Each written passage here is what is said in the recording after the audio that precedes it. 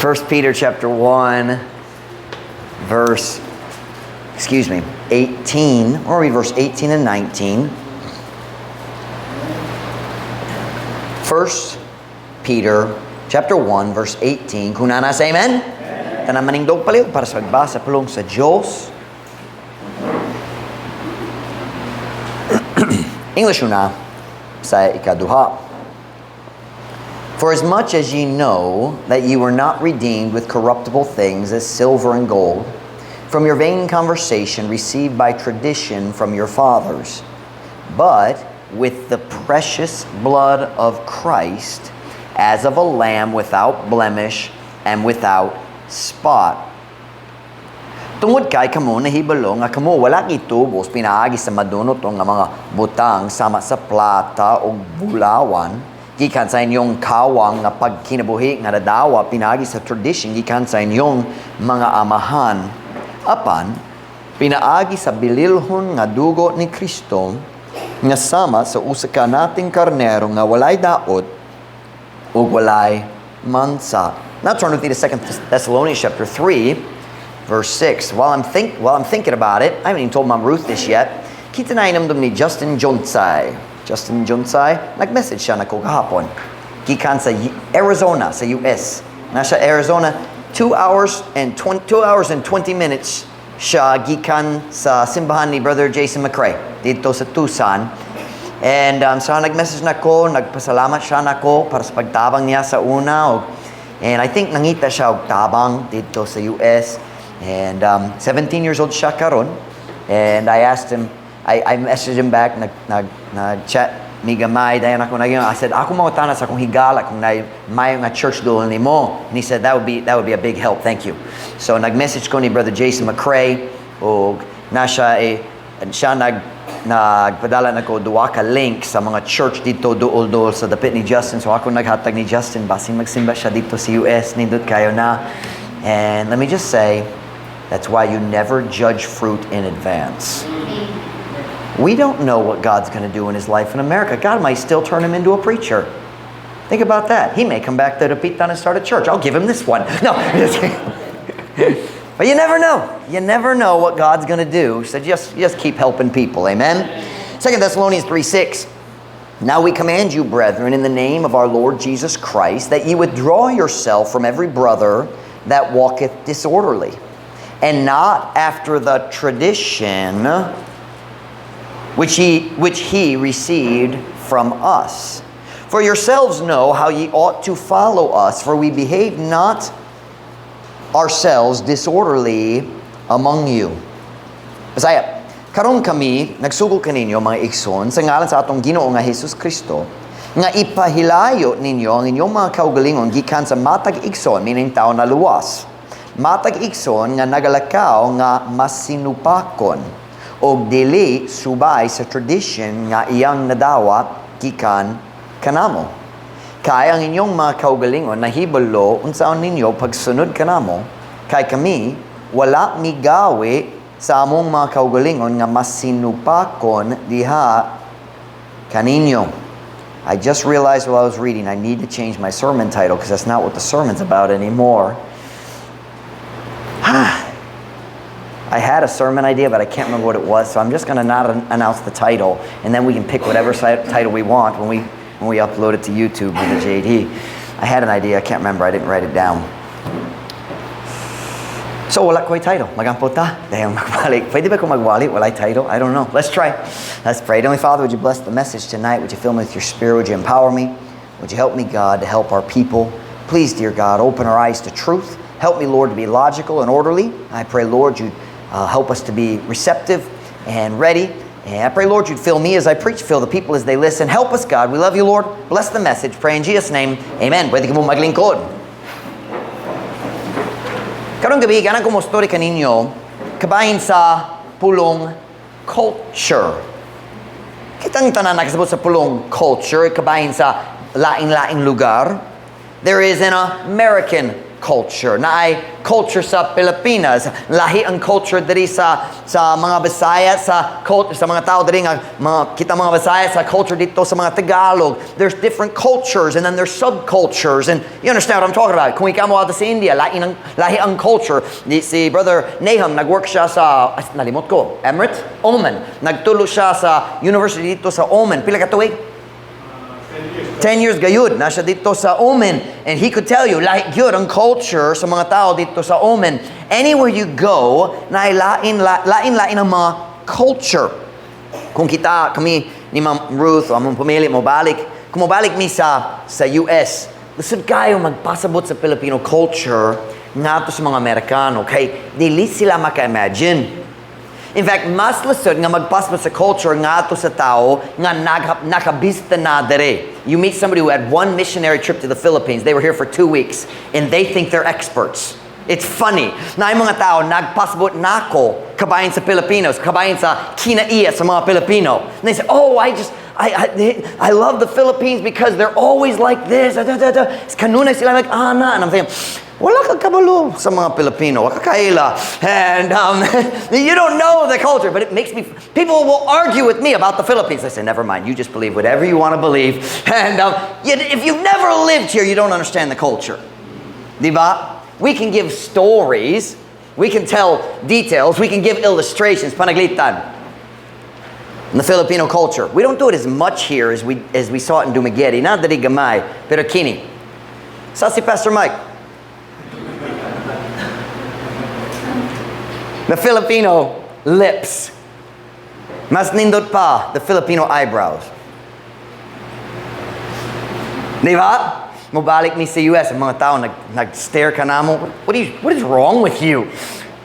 Story ko ni Pastor Hobbins, I've told you the story before. And we'd only been in the Philippines 2 years. We went back, and Pastor Hobbins walked up to me, and he was being serious. Not upset, not angry, not scolding, just being serious. And he was talking to me. And every 2 or 3 sentences he would say, "Do you know what I mean? Nakasabot ba ka? Nasaptan ba?" And a couple of sentences later, he'd say it again. And then it hit me all of a sudden. Every time he said that, I would go like this. Nakasabot ba ka? Igo man, nakasabot. Diba? And then it hit me. Oh, that's why he kept asking, because I didn't nod. I just...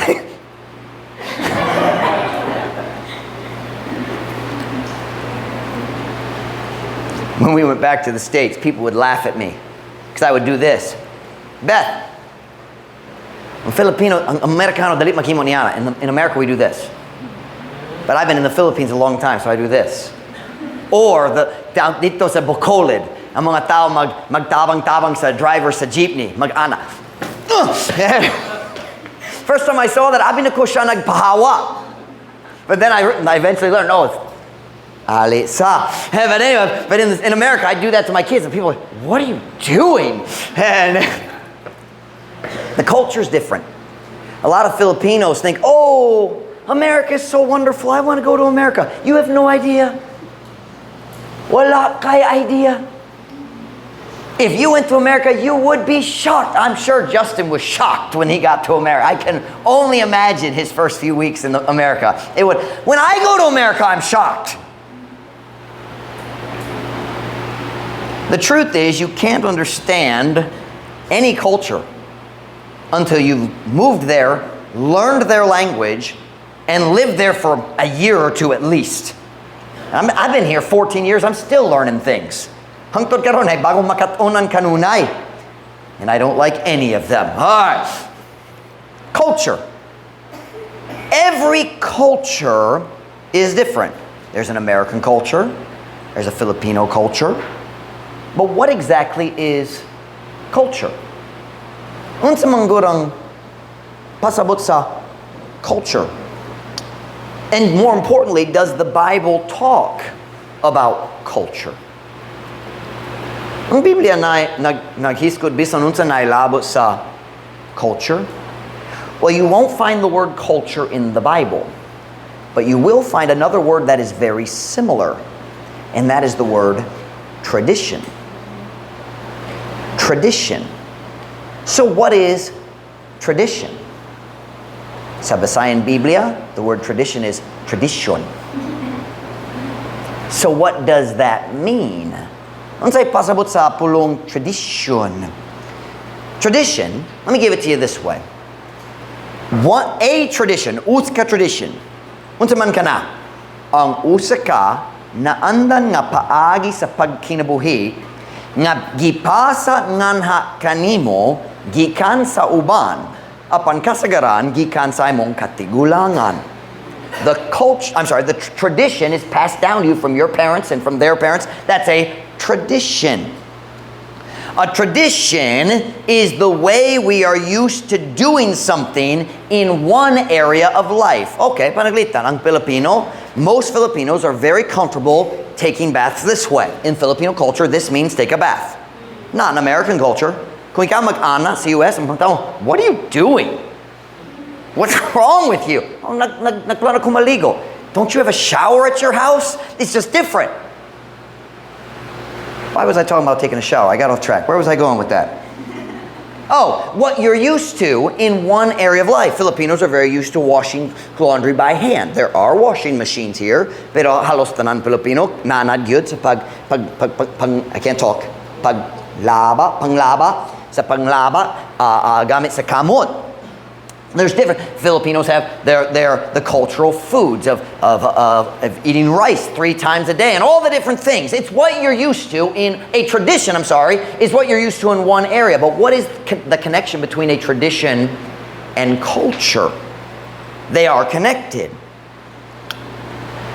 A culture is simply all the traditions put together into a common way of life. Kitang tanan ay grupo sa tradition nga gipasa nganhi kanato o kana atong gitawag ang atong culture. It's all the traditions together. Ang imong culture mao ang paghiusa sa tanan lain-lain tradition nga imong gidawa alang sa imong kinabuhi. And we find a perfect definition of culture in our text verse tonight.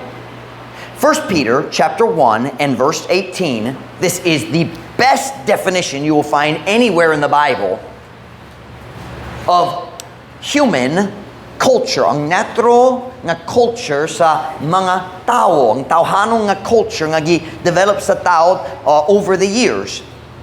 1 Peter chapter 1 verse 18. 1 Peter chapter 1 verse 18. For as much as ye know that you are not redeemed with corruptible things as silver and gold from your vain conversation received by tradition from your fathers, but with the precious blood of Christ. So we weren't redeemed with corruptible things. Si Kristo wala nagbayad og kwarta aron muluwas na to. Unsi ang gihatag ang iyang bililhong nga dugo. So we were redeemed gitubos ta pinaagi sa bililhong nga dugo ni Kristo. But with the precious blood of Christ as a lamb without blemish and without spot. Let me just read verse 18 in Basahin. Tungod kay kamo nahibalo nga kamo wala gitubos, wala giluwas, pinaagi sa madunotong nga mga butang, sama sa plata ug bulawan. Gikan sa inyong kawang nga pagkinabuhi, nga nadawa pinaagi sa tradition, gikan sa inyong mga amahan. Now you're going to need to listen tonight. We're going to be very, very logical. Dahil logic karon, I'm going to reason with you. The Basahin word for reason is makataronganon. Something like katarongan is reason. Makataronganon, something like, I can't say it. I'm going to reason with you tonight. Nobody knows that word anyway. In this verse, the word conversation in English is correctly translated as pag kinabuhi. In the Bible, conversation never means istoryahanay lang. That is included, but it means your entire life, we would say lifestyle. Ang paagi sa imong pagkinabuhi. So sakto gayud ang translation dere ang pulong conversation sa Bisaya pagkinabuhi. It means the way you live your life.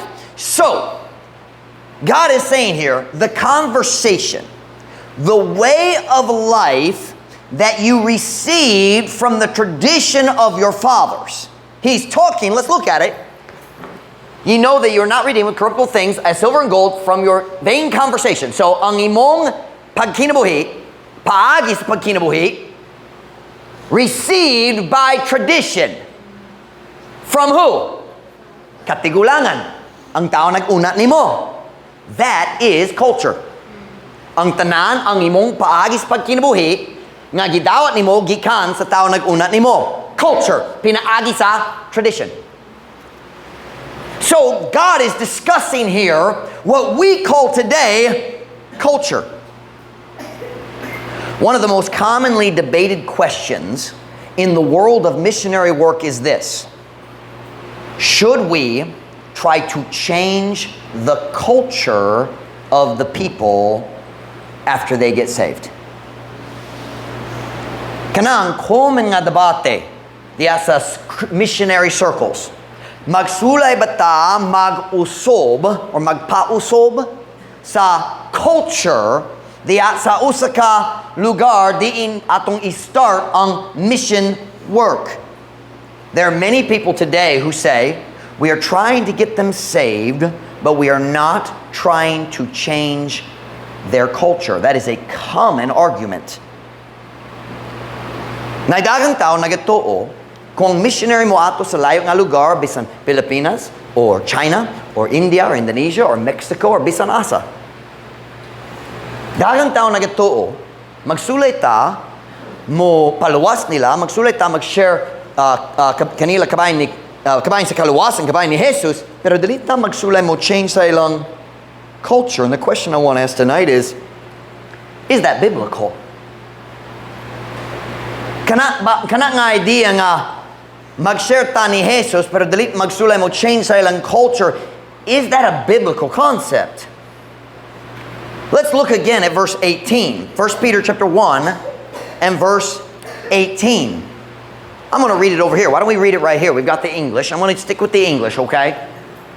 For as much as ye know that ye were not redeemed with corruptible things, as, meaning like, or we could say such as silver and gold, from your vain conversation received by tradition from your fathers. Now, look with me here. Right here can be summed up, in one English word. This whole phrase right here can be summed up in one English word. What is the English word? Culture. Culture. That whole phrase right there. Of course, we have the your as well, but conversation, ang paagi sa pagkinabuhi, nga gidawat nimo, pinaagi sa tradition, gikan sa imong mga amahan. That is culture. And look at the adjective God uses to describe human culture. Tanawa ang adjective. Kamu nga nasa English class, what is an adjective? It tells us more about the pride. Good job, Ma'am Ruth. Good job. And nakatulog ka sa mga butol. Good job. Here we go. Ayaw masuko. Or we'll give you the exam tomorrow. All right. What is the adjective God uses to describe human culture? Vain. Unsay pulong vain sa Bisaya? Kawang, which means walay pulos. Empty. Worthless. Ooh. So what does God think about our natural human culture? Ang Diyos nag-istorya diri pinaagi ni Peter nga ato nining bago nga magtutuo o kini ang iyang gisulti. Ang inyong natural nga naandang paagi sa pagkinabuhi nga gidawat ninyo gikan sa tradition sa inyong katigulangan. Walay kapuslanan. Walay kapuslanan. So number one, what does God think about natural human culture? Later we're going to put some points on the board, but for now, and notice I said human culture, not Filipino culture, not American culture, Tauhanon culture. What does unsay gihununa sa Diyos kabayan sa natural Tauhanon nga culture? God thinks it is worthless. Kaya nga naman, nahugawan, pinaagi sa atong magsasalang kinaiya. Culture is an expression, a developed expression of human nature, and ang kinaiya sa tao nahugno na gayud. So what does God think about human culture? He calls it worthless. Let's read the verse again. We'll look right here. So, number one, unsa gihuna sa Diyos kabayan sa tawhanong culture, walay pulos. Sunod, for as much as ye know that ye were not redeemed with corruptible things as silver and gold from your vain conversation received by tradition from your fathers. Now, those of you who are in English class, you have been memorizing the list of... Kumusta man mo? Okay ba? Kinsa nag-memorize, ready na para sa quiz ugma? Kinsa ready na mamatay? Sa dali pa quiz ugma, arong malangit o walay quiz. Alright? Okay. You're memorizing prepositions. Now, you say, Pastor Mike, I don't know why we need to memorize them. I'm about to give you an illustration. Do you see any of those prepositions in this verse right here? Somebody point me one. Show me one. Clap. By is a preposition. Here we go. This is a preposition. Give me another one. Miley. With is a preposition. Where'd it go? Right there. Alright, there's another one. Kita ba lain? Makapikita na ko. Come on, English students. Di maulaw, little boy. Huh? From. From. Am I missing any, wifey? Oh, naidua ka from. It's not laid out the same as in my outline, so nalibog ko. Okay. Now, you're going to learn next month in class how to mark prepositional phrases. And here's what you're going to learn. A prepositional phrase starts with a preposition and ends with a noun. So, here we go. With corruptible things. That is a prepositional phrase. This is describing the prepositional phrase. So, it's kind of connected, but it's not the same. It's not really part of the prepositional phrase. And then we have... from your vain conversation. Well, that's tricky, Ruth. I don't know how to do that. Right, and then received is a adjective describing the vain conversation. That's tricky English, very complicated. Then we have by tradition from your fathers. And I'm going to erase that first. Where'd that first one go? Right there, because it's not part of this. Okay, so we have our preposition phrases. You'll learn about this next month, but watch me now. The reason we put the parentheses around a prepositional phrase is pwede tangtangon o mag-work gihapon ang sentence. The prepositional phrase clarifies, it gives you more details, pero kung kwaon, sapang gihapon ang sentence. Panaglitan. I want you to notice right here. We're going to take out with corruptible things. So, ye know that ye were not redeemed. Notice the word not redeemed. With corruptible things. So we were not redeemed with corruptible things. So we were redeemed with something else. Does that make sense? Unsa gigamit sa Diyos aron mutubos na to ang dugo ni Kristo. So when we take this out, we're going to temporarily remove that. I'm not changing the Bible. I'm just trying to help you understand the English. All right? We're going to temporarily remove this and we're going to take the with corruptible things out. Let's read it. For as much as ye know that ye were redeemed. We got to take this out too because it's connected to the prep phrase. Ye were redeemed from your what? Conversation. Now what does that mean? I'm trying to show you because sometimes there's so many prepositional phrases in an English verse we get lost before we get to the point. What is God saying? We are redeemed. Jesus saved us not only from going to hell, but He wants to save us from our bad culture. Ganan siya muluwas kanato gikan sa atong walay pulos nga culture. Walay pulos nga natro tawhanong nga culture. Where am I in this outline? I did it all. Question number 1, I said, what does God think about natural human culture? He says, walay pulos. Question number 2, what is God's desire for us regarding our worthless human culture? He wants to deliver us from it.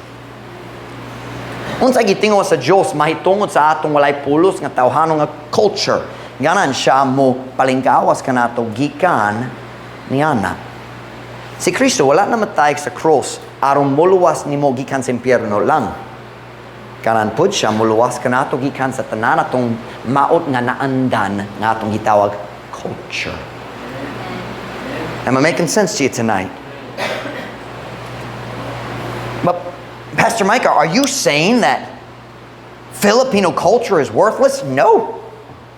I'm saying all human culture is naturally worthless.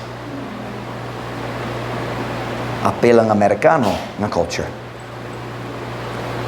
Ang akong culture dito sa US karon, the modern day American culture is worthless in the eyes of God. And it's getting worse every day. Magsamot matagadlaw. It's scary. I'm glad I'm in the Philippines. Can I just remind our church tonight, ang akong pagwali diri, magbatok sa American culture sama nga magbatok sa Filipino culture. I preach things that go against Filipino culture big time, di ba? But when I preach in America, it goes against American culture too. I can preach on honesty, that goes against the culture. Go to America, it goes against the culture too.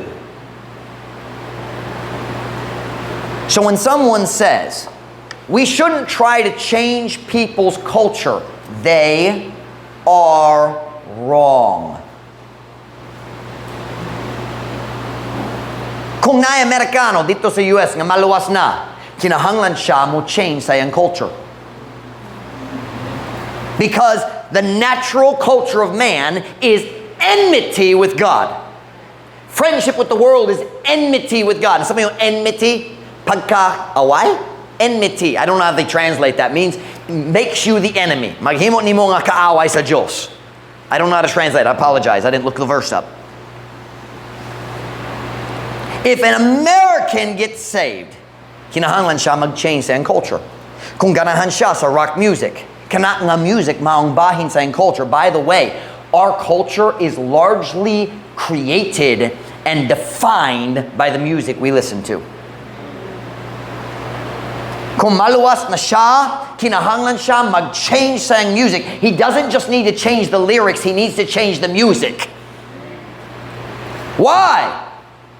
Because his culture, the traditions that he has accepted, either from his parents or from his peer group, ang mga tradition nga yang gidawa na magbatok sa pulong sa Diyos. So he needs to change his culture.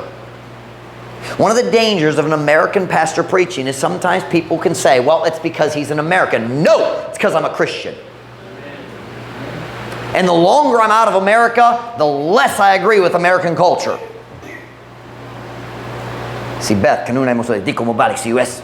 Darira ko. I say, please, when you're 18, go back to America. Amen. I will pay someone to marry you.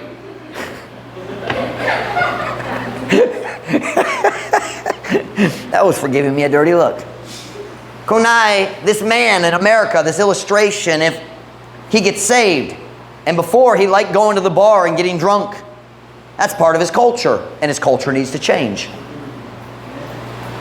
If he likes smoking or gambling, playing the lottery, uban pa, he needs to change his culture, because his culture, his traditions that he has accepted are against the Word of God.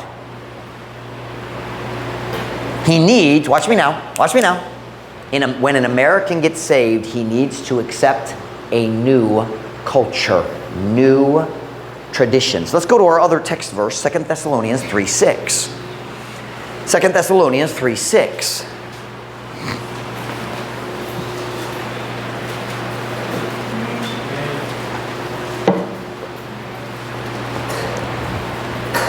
Second Thessalonians 3:6. Kunana, say amen? Now we command you, brethren, in the name of our Lord Jesus Christ, that you withdraw yourself from every brother that walketh disorderly, and not after the tradition which he received of us. For yourselves know how ye ought to follow us. How ye ought to follow us. For we behave not ourselves disorderly among you. Karon kami nagsugo kaninyo mga igsoon sa ngalan sa atong Ginoo nga Hesus Kristo, nga ipahilayo ninyo ang inyong mga kaugalingon gikan sa matag igsoon nga nagalakaw nga mas sinupakon, o dili subay sa tradition nga iyang nadawa gikan kanamo. Kaya ang inyong mga kaugalingon nahibalo unsaon ninyo pagsunod kanamo. Let me read that in English. For yourselves know how ye ought to follow us. I don't see the ought. That's really important. Ought means angay, kinahanglan buhaton. Wait, that's an important list. I just now noticed that. Ought means you should do it. Kinahanglan ka mo buhat ni ana. Angay man. Normally the word ought in the Visayan Bible is translated as angay. I'm going to check later in my Cebuano Bible, see if it's actually there, if it's just a mistake in the computer. Kaya ang inyong mga kaugalingon na hibalo, unsaon ninyo kinahanglan mo sunod kanamo. Kay kami, wala migawi sa mong mga kaugalingon nga masinupa kundi at kaninyo. Here's what Paul is saying. When you got saved, we taught you new traditions, and you know you should follow us. Kami nagtulod nimo sa bagong tradition, ug kabalo ka nga kinahanglan ka mo sunod kanamo. You know it's right. So what does that mean for us practically at Truth Baptist Church? What does it mean for us here in Dapitan? It means, kung naay Filipino nga maluwas na, kinahanglan siya mag-change sa iyang culture aron mag-uyon sa pulong sa Diyos. Dali aron mahimong Amerikano. Kung ganan ka mo kaon sa imong rice ug fish, ako magbinuwang pero dali ko mo sulay mo stop nimo. Binuwang ra. Og daw tang gyapon ka. Hay.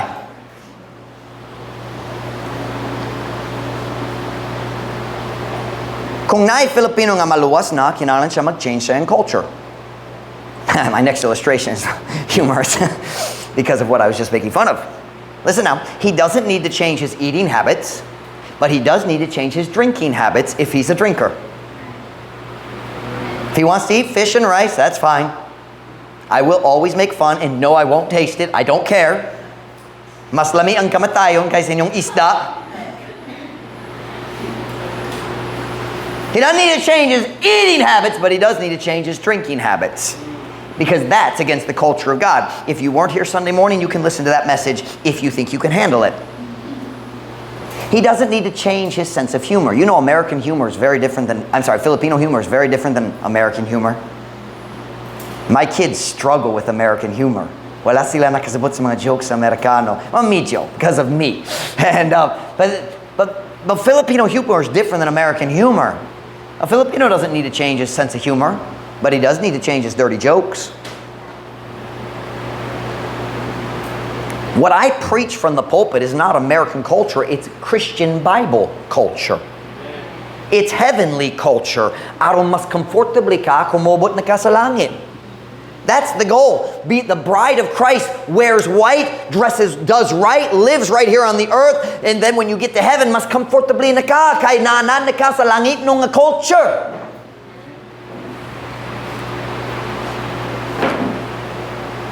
Okay, can I apply it a little closer to home? That means kung naay Pilipino nga naanad sa pag-usik sa iyang time. Siya nalingaw, lingkod-lingkod ra, walay buha, he needs to change his culture because that's against the Bible. The Bible says redeeming the time because the days are evil. That means shut off mobile legion and do something useful. Change the culture. Nga nagatubo sa panahon tungod kayang mga adlaw dautan. What does that mean? How do you redeem the time? It means you save it from loss. Kung dali gamiton ang minute, mawala na. Hangtod sa kantoran, dali gayon mo balik. God says you should use your time, not waste it. That's not American culture, that's Bible culture. Now, Americans are more time conscious. That is part of our culture. But wasting time or not wasting time is Bible culture. Ang paglingkod-lingkod diya sa payag, unsay pulos niya na. Wasting time is not a biblical culture. And by the way, that includes wasting other people's time. Apil po ng pag-usik or pagpa-usik sa mga oras sa uban. Si Pastor Mike, what do you mean? 2 words. Filipino time. When you are late, you waste everyone else's time who has to wait for you. Sorry, it's not biblical. Pastor Mike can be very patient. I never embarrass people when they're late. Never, never, never. And I don't even get upset. I am used to it. But once in a while I need to say, Bible culture is on-time culture. And Brother Nestor says, amen, because he's here 1 hour early for everything.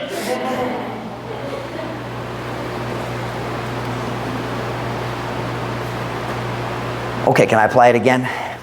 We're talking about culture. That means kung naay Pilipino nga naay one-day millionaire habit, kinahanglan siya mag-change sa iyang culture. ug mukat-on sa pagtigom ug pagpugong sayang gasto. And I will say our church is growing in this area. We are, slowly but surely. The culture takes time, but it can change. But here's the truth I want to hit tonight. I didn't know this was coming until I got to this point in the sermon. We're talking about culture.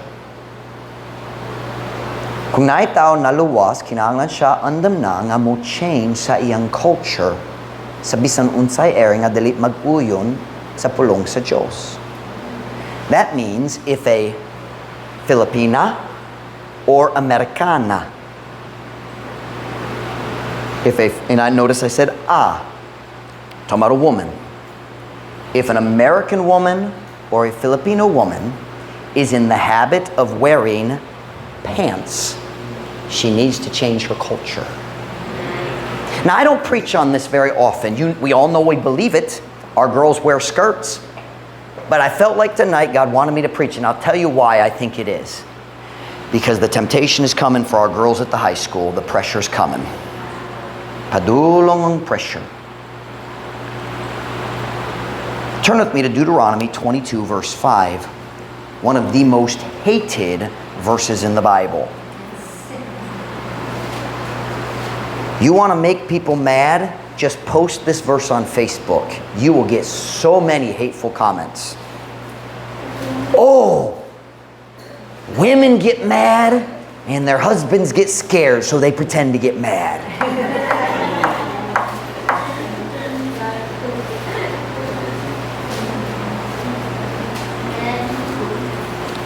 Wifey, you have that paper? Go ahead and move over here next to Beth and erase the board. We're done with that verse. Deuteronomy 22:5 is a badly abused verse, misunderstood verse, but very clear. Deuteronomy 22:5, Hunana say amen. The woman shall not wear that which pertaineth to a man.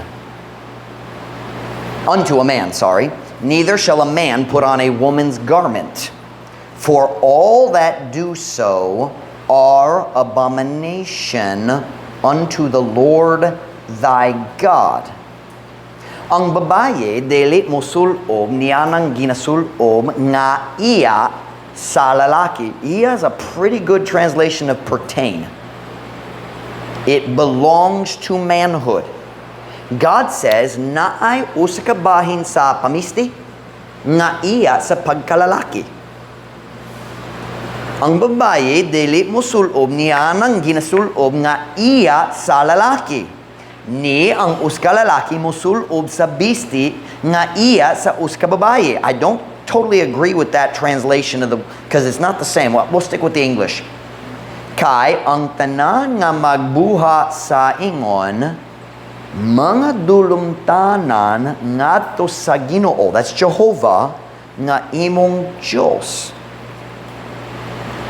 Now, I haven't preached on this in a long time, and I don't preach on it a lot. I'm not afraid to. I just preach on it when I'm told to. Kung Diyos mo giya, muwalik ko. I want to logic with you tonight about this issue of women wearing pants. What does the Bible actually teach? I want to say very, very clearly, I don't preach my opinion, I preach the Bible. And I don't care what all the liars say. They're the same crowd who says drinking's okay. And if they don't yet, they will soon. I want to logic with you tonight. I want you to think with me, and we're gonna come back and study this verse real careful.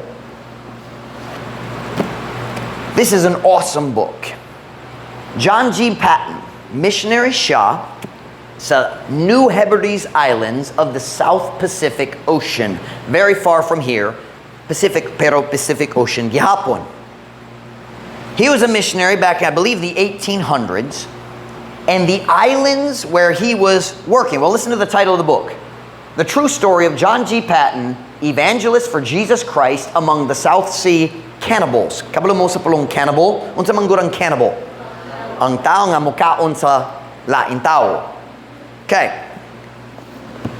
Cannibals. Sila makigaway, makigubat, dayon mukaon sa ilang kaaway. That's cannibalism.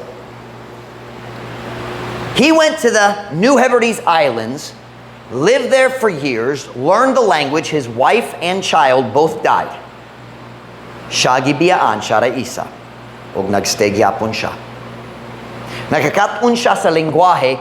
No one on the island spoke English. And no one who spoke English spoke their language. And he learned it. He said, "Matagadlaw, siya og iyang asawa naminaw kung makadong sa pulong." If they could hear the word, they would write it down and write down all the details. What was the situation? What was the person holding? What was happening? Aron sila makabana-bana. And they learned the language. Eventually, he had to transfer to a different island, but the same thing. Cannibals, and here's the key. These cannibals wore no clothing at all. Hubo gyud. Walay pamisti, wala gyud. He was there for years. The first island, no one ever got saved, and eventually had to leave. Now, I think nabunggag yung health and nibalik siya sa England. Dali Amerikano siya. Gikan siya sa Scotland, di ba? Nibalik siya, niuli siya, and then when he went back to the islands, he didn't go back to the same island. He went to a new island, learned a new language, stayed there for years, and after years, na mga tao hinahinay nga maluwas na. Now, I want you to imagine na missionary sama kaniya ni ining panahon na sa kalibutan. There are a few tribes in the world till now that have not yet had contact with the rest of the world. I just saw a headline just a couple weeks ago na bagong tribe dito sa Amazon, dito sa Brazil, nga nigawas gikan sa jungle. They have never been seen before by civilization.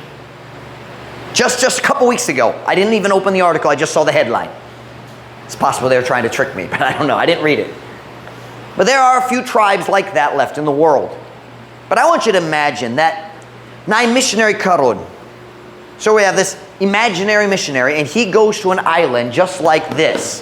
Cannibals, wala dili sila mag suot sa bisan unsang asaninas, maghubo bisan asa. I want to ask you some questions, and my wife's going to help me write some questions on the board. No answers until I give them, okay, wifey? I want to ask some questions. I think I have 4 questions of logic. Question number 1. Kung naay tao nga maluwas na, he starts having cannibals get saved, people who've never worn clothing. Question number 1. Should he teach them to wear clothes?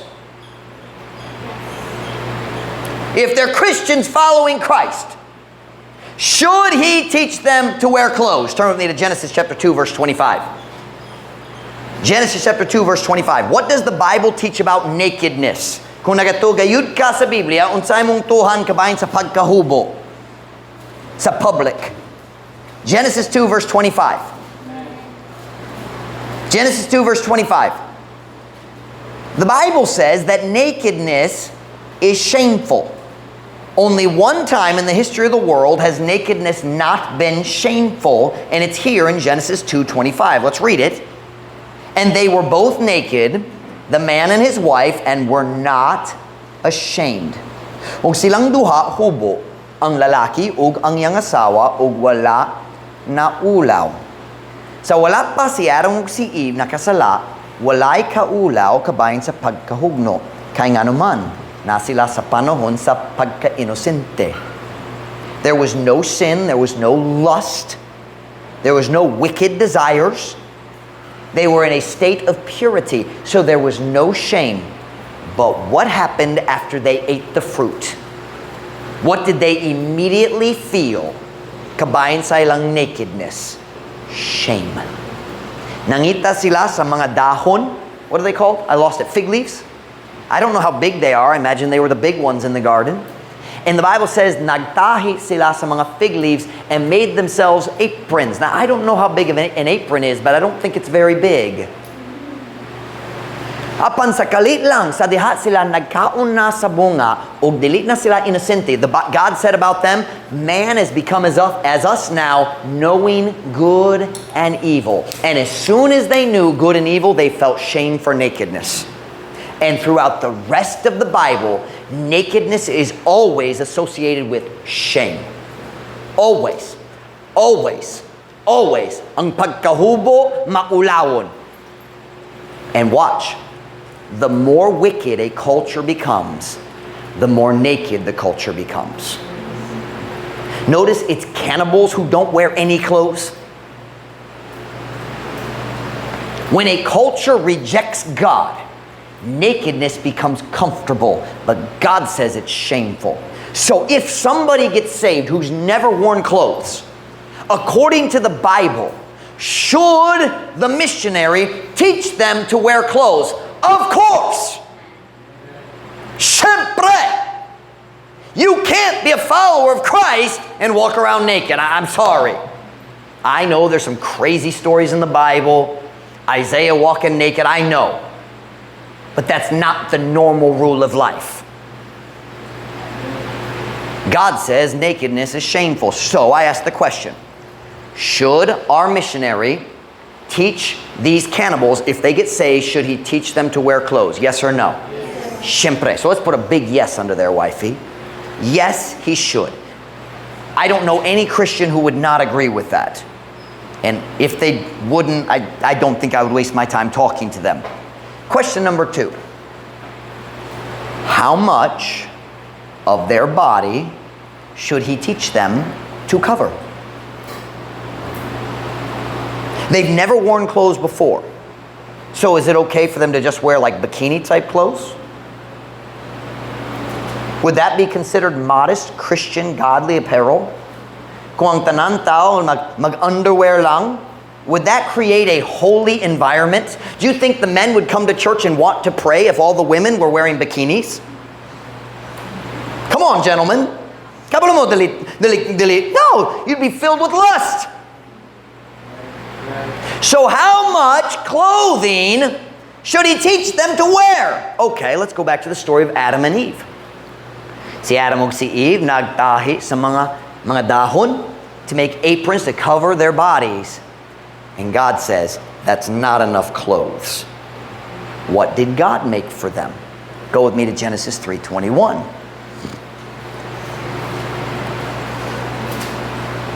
Genesis 3:21. Genesis 3:21. Kunana say amen? Unto Adam also and to his wife did the Lord God make coats of skins and clothed them. So they made aprons. God made coats. Nga to ni Adam usab ug sayang asawa ang Ginoo nga Dios nagbuha og mga sinina. They didn't use the word coat, they used sinina.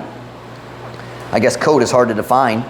Gikan sa mga panit og mibisti kanila. This is why I stick with English. Coats. Now I have a question. Do you think the coat ended right here? Okay, coats always cover up here.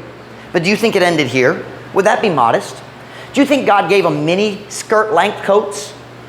Do you think Eve was walking around showing her thighs to her sons in the garden? Oh, they're outside the garden by that time. No. The coat, by definition, implies it covers everything from here to below the knee. That's coat. It's kind of like a robe. But a coat doesn't end here. I know we wear coats today and they end here and here. But that ain't what we're seeing in outside the garden. When the Bible used the word coat, it implies it covers from the shoulder down to below the knee. I don't have time to prove all that through the whole Bible, but I believe that's accurate and correct. So our missionary, if he's following the Bible, should he teach them to wear clothes? Yes or no? And how much of their body should he teach them to cover? From the shoulder, at least to the knee. Now here in our church, we made the rule for our girls wearing skirts, it needs to come down to the mid-calf. Why? Because if it comes down here, there's no danger of it coming up over the knee. It's just safe. So if a girl's up here singing on the platform, she's required to have a skirt down to here. Is it wrong for it to be at the knee? No, it's just safer down here, so that's the rule we made. As far as for people serving in the church. So how much should he teach them to cover? Well, at least from the shoulder down to the knee. Let's write that here. At least from the shoulder to the knee. at least from the shoulder to the knee. Question number 3. Okay, so now a missionary. We're talking about somebody who's just now, these people have never worn clothes before. They weren't saved. Wala sila naluwas. They were cannibals. Nagdagan-dagan bisa na sa hubok gyud ug karon naluwas na. Nagato ni Jesus Kristo, nagdawa sa mayong balita ug nagsugod sila mo tubo. Should the missionary teach them to wear clothes? Yes or no? How much of their body should he teach them to cover? At least from the shoulder to the... Number 3. Should he teach the men and women to wear different kinds of clothing? Does God want men and women's clothing to be different? Now we go back to Deuteronomy 22 verse 5. There are other verses we could look at, but this is the clearest and the strongest and the most attacked, so we're going to use this one. I know the lies people tell about this verse. I don't have time to prove all their lies wrong, so I'm going to ignore them. We're just going to look at the verse. Deuteronomy 22:5. Kunana, say amen. The woman shall not wear that which pertaineth unto a man, neither shall a man put on a woman's garment. For all that do so are abomination unto the Lord thy God. That's really clear. The word abomination is I lost it. Dulumtanan. But there's another word that's stronger. Dulumtanan is the idea of nagdumot kasabutang o giluod pod. That is abomination. Giluod. There's another word. Silag. What are you thinking? Say that again. Ligut-gut. Ligut-gut. So like he has that burning hatred inside for it, right? But abomination is the idea of luod. It makes him, I like the word silag, but nobody knows silag. Not salig. Salig is trust. Silag is ang pagsagol sa pagdumot o kaluod. That is the meaning of silag. It is the English word abhor. God says, kung ang lalaki mo suot sa sanina sa babae, or ang babae mo suot sa sanina sa lalaki, God says, I hate that. It's like it makes you gag. Kung ako sulod diri na ako'y snack. Kinsa gutom karon. Oy, gutom ko. And ako mukuha na ako'y hotdog man. Sulod sa hotdog man nailaga. Ipatay sa among iro sa gabi. Kinsa gutom pa. Nawala na imong gana. Kalit lang nawala. Diba? If I say, here, you want it, Gladys? And she says, oh, what is it? And I go, ugh! Diba? Giluod yun. Diba? God says, when I see a man wearing women's clothes, that's how God feels. So you see the Bayou walking down the street and his dress, like makeup, Nag-story siya sa babae. And then he forgets and talks to the people. And we all say, yeah, that's wrong. But then the woman walks by in her pants and we say, that's okay. And I will tell you why. Culture. 50 years ago, it wasn't the culture. 50 years it was starting. 60 years ago, it wasn't the culture. I'm getting older. Time is passing. In American and Filipino culture, women wearing pants is now an accepted tradition, but it is a culture of men, not of the Bible. So I ask, should he teach the men and women to wear different kinds of clothing? I don't know how you can read this verse and not believe there's supposed to be a difference. If you study the Bible, mukita pod ka ang Diyos ganahan ang buhok sa babae lahi sa buhok sa lalaki pod. Nasabi ko sa grammar. God wants women's hair to be different than men's hair. He said if a man has long hair, maulawon. Corinthians, I forget exactly where. But if a woman has long hair, it is a glory. Mahimayaon. And it's very interesting. If you go to the book of Revelation, it's talking about one of the scary creatures They're the locusts or something that are going to come and terrify the world. And it says they have the face like a lion and this, that, and that. And then it says they have hair like women's hair. Now, I have a question. Is there anything different besides the length between her hair and mine? No. The only difference is the length. The thickness is about the same. Filipino hair is a little thicker than American hair.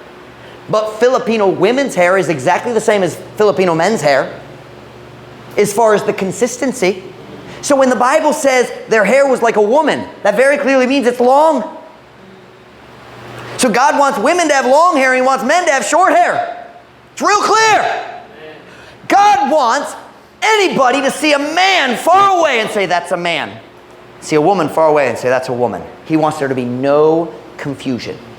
He made men to be strong and work hard and be aggressive. He made women to be pretty, sweet, and gentle.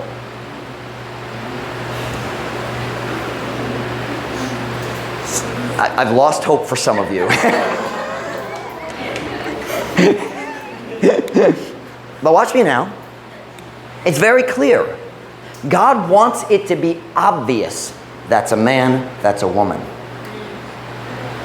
So, should this missionary that we've invented in our mind, teaching people to wear clothes for the first time, I mean, think about that. Culturally, how do you do this? He can teach them anything he wants. Should he teach them to wear different kinds of clothes? True story. In this book, a woman decided she had gotten saved, and then she backslid and went back to running around naked. True story. Nakapil siya sa church. I believe naluwas na siya. She started wearing clothes, and then she backslid. She got a new husband, not a new boyfriend, a new husband, and went back to running naked. Then after a little while, a few months, she decided to come back to God. She came back to church wearing all the clothes she could find. He said she had pants on her head. She put them on her head so the pants are hanging down her back. She wore all the clothes she could find in her house. But if you're going to teach the men and women to wear clothes, should he teach them that men and women's clothes are different? Yes or no? I put that on the board. Yes. God is so serious about men and women wearing different clothing, He calls cross-dressing an abomination. But the problem is, in our culture, we have accepted pants on women. And we're starting to accept skirts on men. Why? Because once women are allowed to wear pants, what's the difference anymore?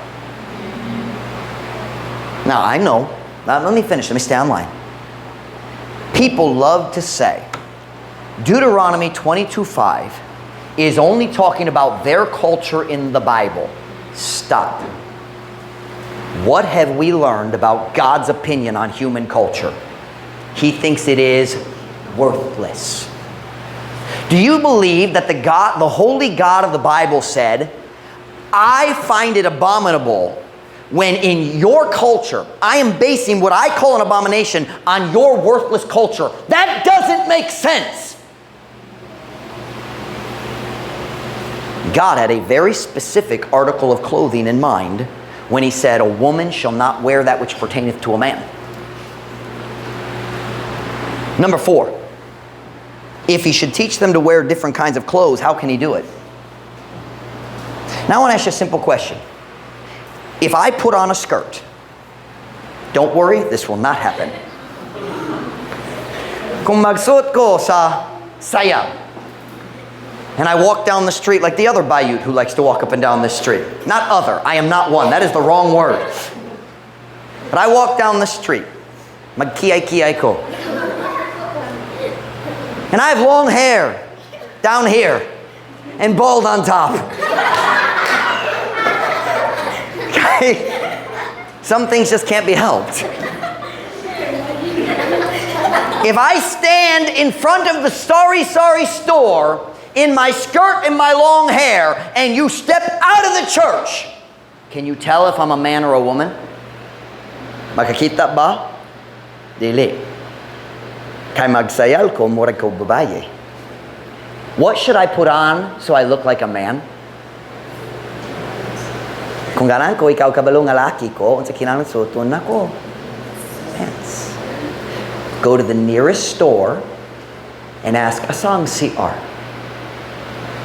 How do you know which CR to go into? Say, well, in our culture, it hasn't always been our culture. Because it doesn't matter what country you go to, everybody knows the CR with the pants is for the boys and the CR with the skirt is for the girls. This nonsense of the culture, it depends on the culture. No. Cultures become more wicked. When people become more wicked, you don't follow the culture. God wants to deliver you from the culture. So, what should this missionary teach these cannibals to wear that's different between the boys and the girls? Now, obviously, I've made it very clear what I believe, but let me give a little more detail from the Bible. First of all, let me make a statement. Lukop sa Tibok Biblia, men and women wore flowing robes. They did. They all did. So clearly, a robe cannot be the garment that shows the difference. But there was one article of clothing women never were allowed to wear in the Bible. And the Bible calls it breeches. Can you put that on the board for me, wifey? It's 2 E's. It's not the A like I looked it up. It's 2 E's. Trust me, it's in my notes right here. B-R-E-E-C-H-E-S. Breeches. Mom Ruth spells better than I do, so she was doubting me for a moment. B-R-E-C... Exodus 28, verse 42. Throughout the Bible, na usa ka, can I say, bahin sa pamisti? Nga iya gayud sa pagkalalaki. Exodus 28, verse 42.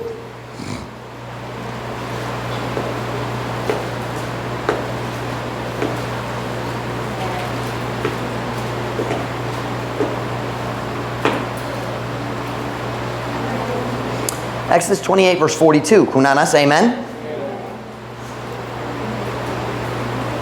And thou shalt make them, this is talking about the priests, linen breeches to cover their nakedness. From the loins, even under the thighs, they shall reach. There it is again. Anything above the knee is called nakedness in the Bible. The loins is up here. That's your hawak. Your loins, this part right here. And he said, make the breeches reach from the loins to the thigh. The thigh starts just at the knee. They had their robe on, but underneath their robe, they wore something called breeches. The Visayan translation is purol. Shorts, diba? But that's what it says. It needs to cover the thighs. Let me finish it. From the Visaya. Ug ikaw mohimo kanila og linong mga purol aron sa pagtabon sa ilang pagkahubo gikan sa mga hawak bisan ngadto sa mga paa sila moabot. The word breach in English means a break, a separation. It's spelled E-A, not E-E, but it's still the same meaning. It means there's a break. So breeches, how many? Plural, more than one. You don't wear skirts, but you wear pants. Okay, plural. Diba? Breeches. Why? Because there's a break. Does that make sense? Only men wore them. Women didn't wear them, and women never girded up their loins. In the Bible, you see the term repeatedly, gird up thy loins. And he girded up his loins. See Elijah girded up his loins so he could run. Nagdagan siya una sa chariot ni Ahab. He ran. Why did he gird up his loins? He was wearing a robe. And girding up your loins was when a man would reach through and grab the back of his robe and pull it up and tuck it in his, what do they call those? Girdle. We would call, in the Bible it's bakos, which is belt. in the Bible, the girdles were bigger and they wore them on the outside, and they were decorative. They made you look nice. The girdle was part of your attire. It wasn't just a simple belt like we wear today. But the result was the same. You grab the back, pull it up through, and tuck it in your belt. What would that do to his robe? It would make it like a pair of pants. It made it like pants. Show me one place in the Bible where a woman girded up her loins. The virtuous woman girded her loins. She did not gird up her loins. Girded is nagbako siya sa hawak. She put on a belt. Gird, girdle, bako, same thing. But you'll never find a woman girding up her loins. Let me show you a verse. Job. I disagree with the translation here. They translated man as tao. And man in the context of girding up the loins is always lalaki. Job 38 verse 8. I'm sorry, verse 3. Job 38 verse 3. Look at what God says here to Job. Job 38 verse 3. Genesis, Exodus, Leviticus, Job. Nakita na? Kunana say amen? Somebody wake up Flory. Elbow her in the head. Ang buntag, Flory. Job 38 verse 3. Gird up now thy loins like a man. Girding up the loins always had to do with get ready to do something manly. Run, fight, work, physical, hard work in the field. You gird up your loins to get ready so you can have manly movement. Dili restricted, dili mapugnan ang imong paglihok. If you're wearing a flowing robe and you're sword fighting, you are going to die. So when he says, gird up now thy loins like a man, it does not mean a person. It means valiant. It's like a soldier. He's like a mighty man. Remember David's mighty men? God said to Job, I got some questions for you. Get yourself ready. Man up. Pagpakalalaki. That's what he's saying. But what's the expression? Gird up thyself like a man. Why? Because women didn't do it. Women never even made, because it would make like a pair of pants is what it does. It's the same thing. They didn't even do that. So, if the missionary wants to follow the Bible and he's starting a whole new Christian culture because they've never followed God before. Wag yun sila nagsunod sa Ginoo sa una naghubo ra. What can he teach them? Teach men to wear the pants. The word breeches, does anybody know our modern slang term for slacks? Breeches. Anybody ever heard that term? It's slang. Anybody know that term? Breeches. It means pants. If we say, who wears the pants in your family? In American culture, that means kinsa ang pangulo.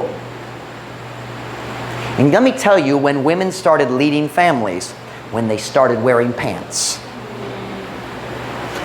The real marriage problems began when the women went into the factories in World War II. While the men were at war, the women went to the factories and they were doing manly work, so they started wearing pants. And it changed American culture, and now that culture is here. Little history lesson for you, check it out. Unsay kinahanglan ang itudlo kanila kabayan sa pagsuot sa sininas nga lahi. Babae magsayal, ang lalaki ang makaslacks. If a man wants to wear a robe, I got no problem with that. He shouldn't wear a woman's robe, a robe made for a woman. But pants belong to manhood. That's the difference in the English. Ang bahin sa pamisti nga iya gayud sa pagkalalaki. A woman shall not wear that which pertaineth, means belongs, is connected to manhood.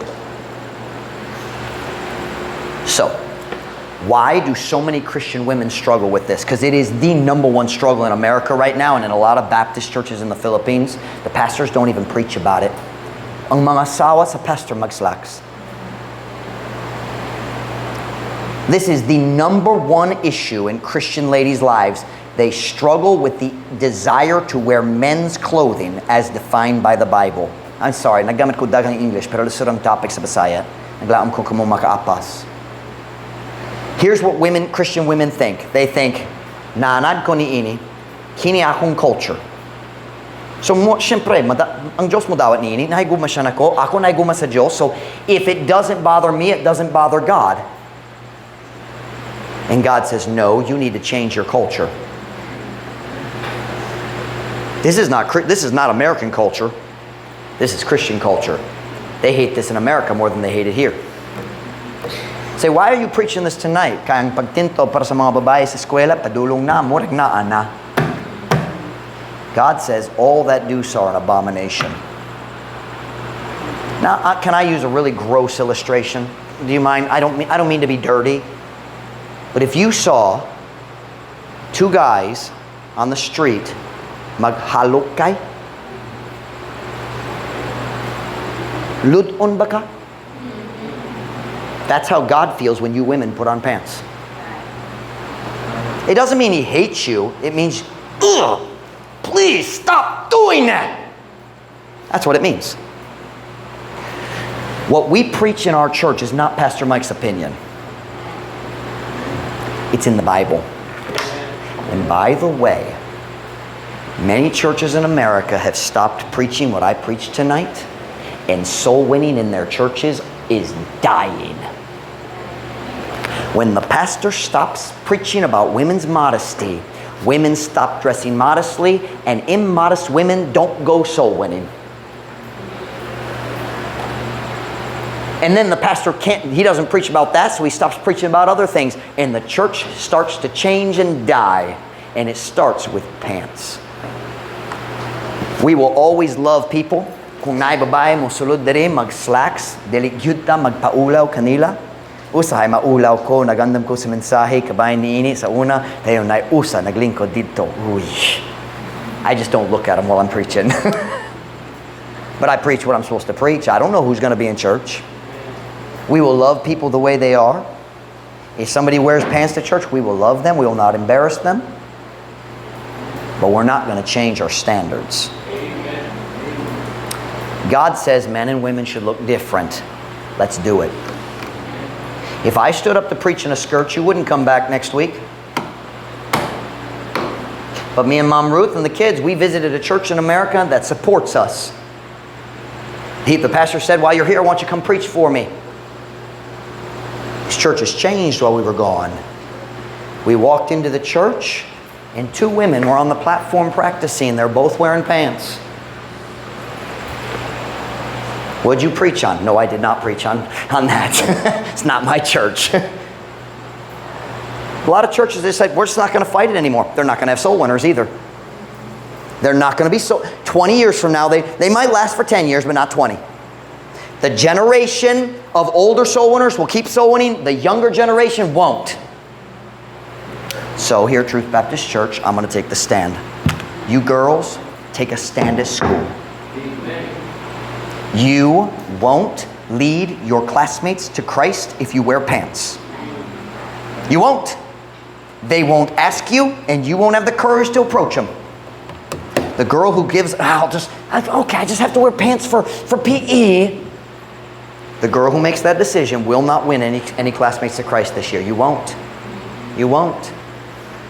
See, Anna last week, nagduo siya sa PE teacher. Siya nananghin, she said, baptismi. Dili mi what she said, gibawal ang pag-slacks. That's actually not true. It's not because we're Baptists, it's because we believe the Bible. Baptists believe the Bible, so we don't wear pants. Well, I do. You girls shouldn't. So I challenge you. Girls, take a stand. Kaya mo tugo ang pressure sa eskwela nga mag-change sa imong suoton, sa imong pamiste. I'm not gonna ask. I don't know. When I prepared this message, nagduda ko unsay. I said, wow, Lord, kinsa mo apil karon? Okay ra ta. Nang saya lang tanan. I think we just need the challenge for our girls. Do right at school. Do right at school. And we just need a reminder once in a while. It's not Pastor Mike's opinion, it's Bible. And there's a lot more, we just don't have time. Every head bowed, every eye closed.